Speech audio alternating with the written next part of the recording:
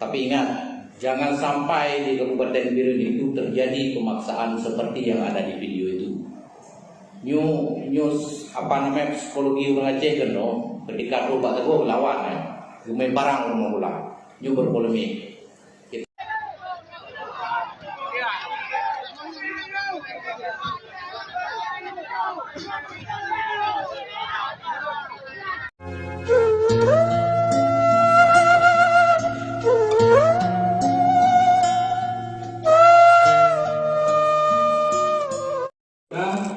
Untuk Damang bagi silakan. Yang pertama yang terkait dengan proses vaksinasi, ya.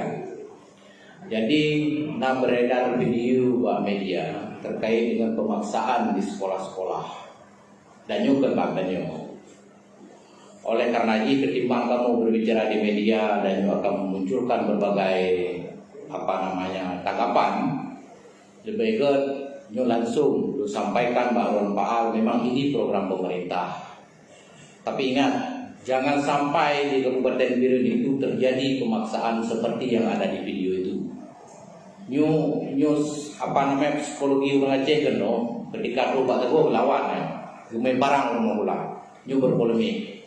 Kita berharap karena ini lembaga pendidikan, maka edukasi mereka pentingnya vaksinasi, jangan dipaksakan.